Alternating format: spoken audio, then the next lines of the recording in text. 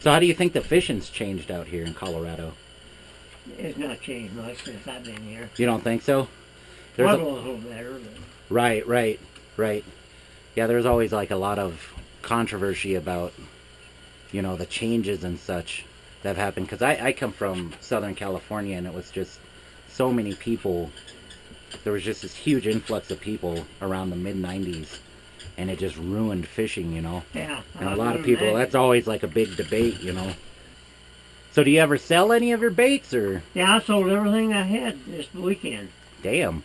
I had a Nice. guy come down from Minnesota. He's a friend of the family, and he bought about 300 different spinners, and he bought everything I had. Right. Except he bought several of those up there on the. But I had so many of them. Oh, I couldn't yeah. take them all. Those look like Carolina rigs. Right. The ones on the far right, it's got a little mini planer board on it. Those are for trolling, or? Yeah. Okay. But see now, I was going to show you. No, you don't have to move. Oh, okay. I'll find this somewhere here.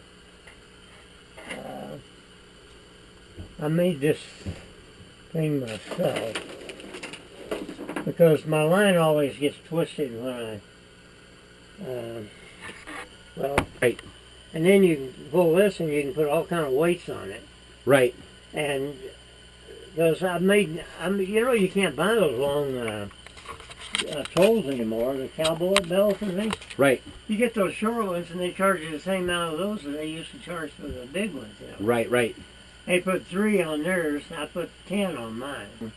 And being too long is going to have some drag, so Sure. if you can put enough weight on here, you can get it down to almost any place you want. Right. But I'll put some weights on there and show you. It really is a good. You will not get line twist on this. Nice. I like that too. See, that's attention to detail. How you even paint your weights. Yeah, it's more or less a fish. You're turning the weight into a fish attractor. See, and it also lets you can put it. Well, you can just take it off and put. I've had 6 ounces on there. Sure. Right. That's too much, but Right. I just wanted to see what I could get on it. Right. But I made this thing years ago, and I couldn't. They're so hard to make when I first started doing them. Right. But I've got equipment now that I can make them. You can make them. Yeah. So now you can make 200 of those. Yeah. That is too cool. That's a neat little invention. Yeah, and it's simple, and it will not turn. I mean, you put a swivel here, and I always put one on both ends. I don't know why. Sure. Just for the Right. And your cowbell will turn, but it's not going to turn your line. Right. But if you don't watch it, sometimes when you're trolling, you can, and you release the pressure on the line, it'll just jump out of that reel. Right. From being twisted so bad. Right. But it won't twist at all with this. That is smart. That's pretty cool. And of course the umbrella rig, that's what everybody's catching everything Yeah, on that's the now. big latest, pizzazz bait. But these are made out of foam. Right. They have no weight to them whatsoever. Right. So I don't know how they expect you to get it down in the water. Get it down to depth. Right. Yeah. And when you get 3, in Colorado you can only put 3. 3 hooks, right. Yeah. And you put 3 of them on there, and that drag usually going to skip right along top of the water. No kidding. Right. But now, if you do this, you put this on here, put your weight on here, I'll be then you damned. can go take it anywhere you want. No kidding. Right. And you're gonna draw fish in, being that you painted the, with that attractant. And then Everything loves chartreuse. last year I started doing this. Put a worm on it. Yeah. A And little always just trailer catch hook. them on the worm. Yeah. on Oh the- yeah. I make I hand carve bait poppers, topwater bait poppers, where the bottom hook, the midsection hook is a treble, but then the back hook is a it's just a loop, and then you can tie like a little leader on, just like that. Right. And it's fun because you never know, is the bass going to hit the actual bait popper? That's right, is it going to hit the worm? I've had them hit both of them. Yeah, right. I'm still looking for a double. That is too neat. I went to it's Providence. durable too.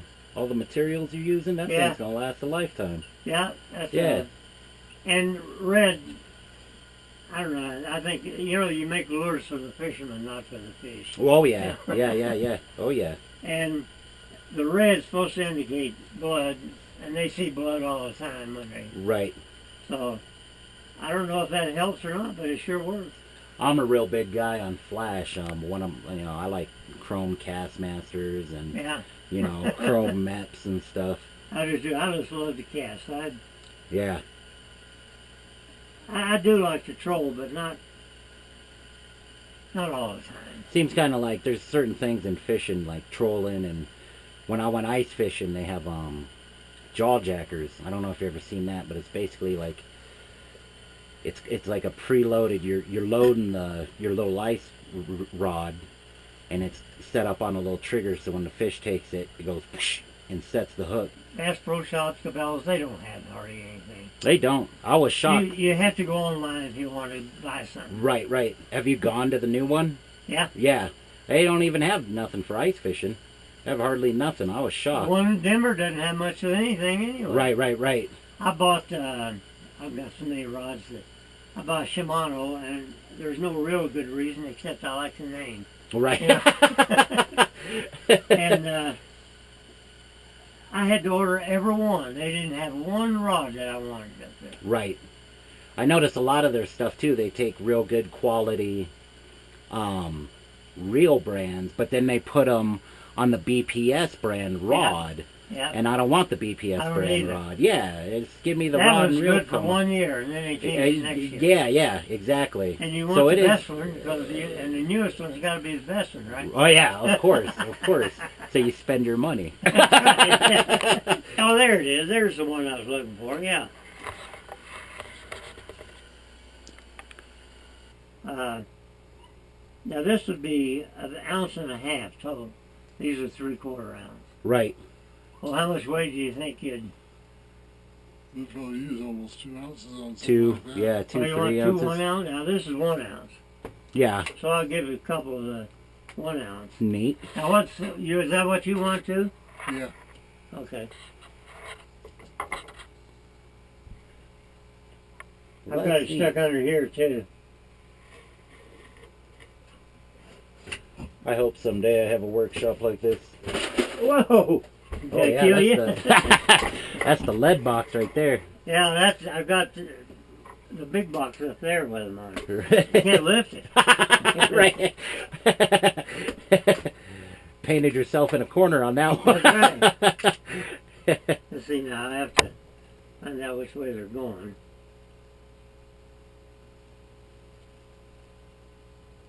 Now you can just straighten these. Yeah, if you need to. Right. Yeah, with the amount of end you left on that. That is a cool little setup. I'll tell you, these work. Right. Just looking at them, it's just... Now, see, that's a lot of weight. And that looks like a real snag-free kind of operation, yeah, too. Yeah, there's nothing to... If it, with that this goes lip, behind, you know. So it's not going to snag. Yeah. And that curve on the front, if it comes up against a ledge or anything. You know, we were talking about that. We were just having breakfast, and I was talking about, wanting to diversify on the baits I use this year. And, yeah, chuggers and topwater spinners and stuff, I'm real bad with. It's just going to take a lot of practice to figure out where, But, yeah, it's frustrating because then you watch the bass shows and stuff, and, some guys but they're out there them. 12 hours catching 2 fish. Yeah. And it always weighs 5 pounds. You ever notice that? Right. Got another 5 pounds. It's that long. This thing weighs 5 pounds. I've got a whole drawer full of these. So I make these every once in a while so I won't forget how it's going. Right. It took me forever to figure out how to...